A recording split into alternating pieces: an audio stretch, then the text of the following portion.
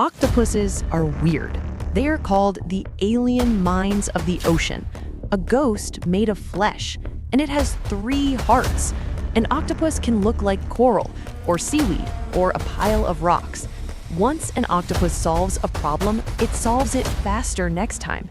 The octopus edits its RNA after it is made, and when octopuses reproduce, their lives end. Today, octopuses face new threats: warmer oceans, pollution, overfishing. If they disappear, we lose more than an animal. We lose proof that intelligence can take many forms.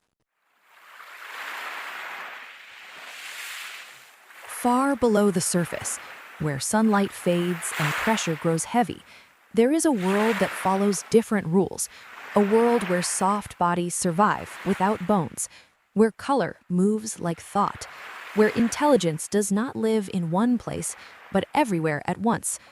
In this world lives the octopus. The octopus does not look like other animals, it does not move like other animals, and it does not think like other animals. It is one of the strangest minds ever shaped by life on Earth. Now, let's deep dive into octopus in terms of acts. Act 1. The ghost in the machine. An octopus has no bones, no spine, no ribs, no skeleton at all. Its body is made almost completely of muscle, soft muscle, flexible muscle, muscle that can bend, stretch, twist, and squeeze into shapes that seem impossible. Because it has no bones, the octopus can change its shape at will. It can flatten itself into a thin sheet. It can stretch long and narrow. It can curl tight into a ball. If the hardest part of its body can pass through a space, the rest will follow. That hardest part is the beak. The beak sits at the center of the octopus, where all 8 arms meet. It is sharp and curved, like the beak of a bird. It is the only solid part of the octopus's body.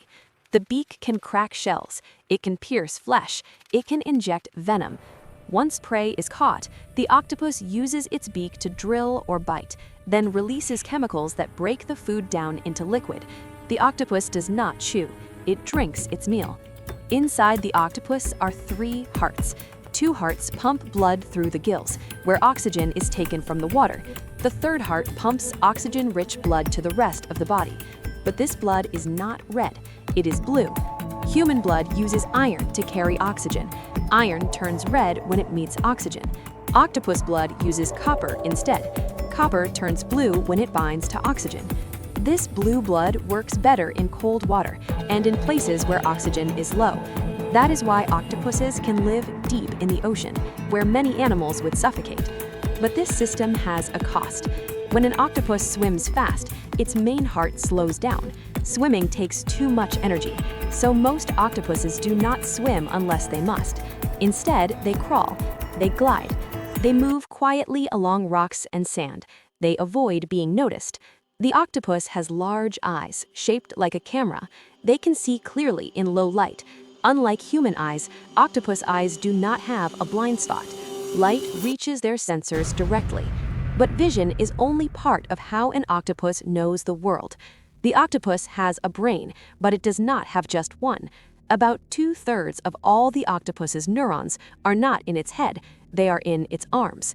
Each arm contains a large cluster of nerve cells. This means each arm can sense, react, and move on its own.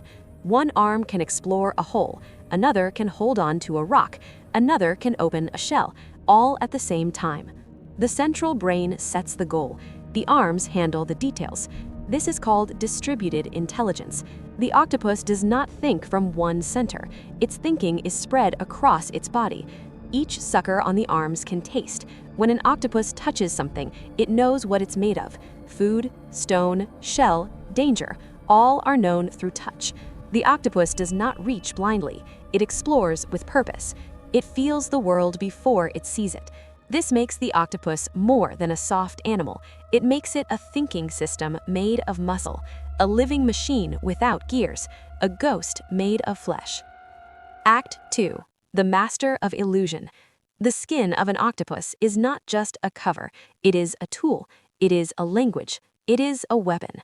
Under the skin are thousands of tiny color cells called chromatophores. Each chromatophore holds pigment, red, brown, yellow, or black. Tiny muscles pull these cells open and closed.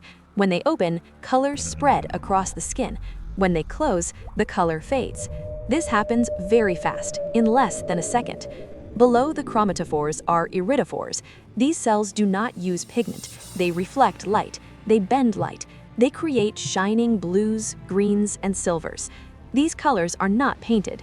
They are made by physics. Below them are leucophores. They reflect light in all directions. They help the octopus match bright sand or pale rock. Together, these layers let the octopus change color, brightness, and shine in an instant. But color is only part of the trick. The octopus can also change texture. Its skin has small muscles that raise bumps and spikes. Its skin can become rough like stone or smooth like glass. An octopus can look like coral or seaweed or a pile of rocks. It does not just hide, it becomes the background. Predators look straight at it and see nothing. The octopus does not vanish from sight, it vanishes from thought. Some octopuses use their skin to send messages. Dark colors mean danger, bright flashes mean fear or warning, slow pulses mean calm. This is silent communication. No sound, only light and movement. The octopus controls its skin the way humans control their face. Every change is deliberate. This is not decoration. This is survival. Act 3. The Hunter and the Architect. The octopus is not only good at hiding, it is also good at thinking. Give an octopus a closed jar with food inside. It does not attack it wildly. It touches the lid, it turns it, it tests the edges. Then it opens the jar. Octopuses can solve mazes. They remember paths. They learn which shapes bring food and which shapes do not. They can learn by watching. They can remember solutions. Once an octopus solves a problem, it solves it faster next time. This is learning. Some octopuses use tools. In some parts of the ocean, octopuses collect coconut shells left behind by humans. They carry the shells across the seafloor. When danger comes, they hide inside them. This means the octopus understands the future. It knows danger may come later. It prepares. That is rare in animals. Octopuses in aquariums often escape. They open lids, they crawl across floors, they enter other tanks to eat fish. Some return to their tanks before morning. This is not instinct. This is problem solving. When hunting, the octopus plans. It watches prey, it waits, it strikes when escape is least likely. It uses venom to stop prey quickly. It uses arms to control every movement. The octopus is a hunter that thinks before it acts. Act 4. The Deep Mystery. When scientists studied the octopus genome, they found something strange. The octopus has many genes linked to the brain and nerves, more than expected. But it did not get this complexity the same way humans did.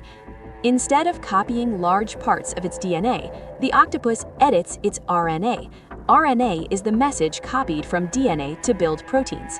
In most animals, RNA is copied exactly. In octopuses, it is changed. The octopus edits its RNA after it is made. This lets it change how proteins work without changing DNA. This is very rare. It allows the octopus to adjust its brain to temperature. Cold water slows nerves. RNA editing can speed them back up. The octopus can adapt within its own lifetime. It does not wait for evolution. This is one reason scientists say octopus intelligence feels alien. It did not follow the same path as ours. It evolved alone. It evolved differently. And yet, it arrived at intelligence. This tells us something important. Intelligence does not have one shape.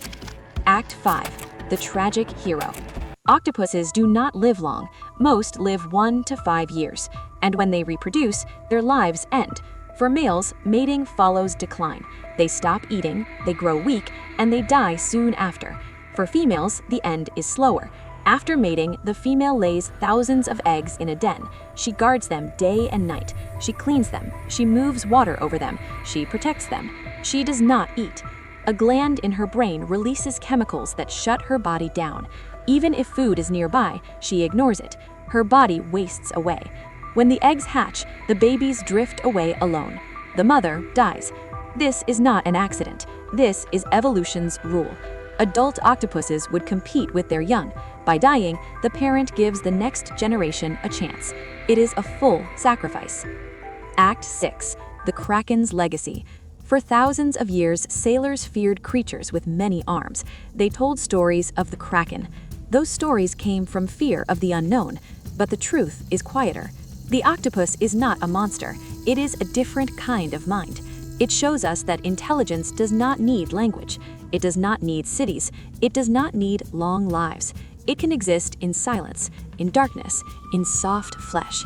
Today, octopuses face new threats: warmer oceans, pollution, overfishing. If they disappear, we lose more than an animal. We lose proof that intelligence can. In the future, we might think, somewhere in the deep ocean, an octopus moves across the seafloor. It thinks, it learns, it hides, and then it is gone. No memory, no story, no trace. Now only a question left behind.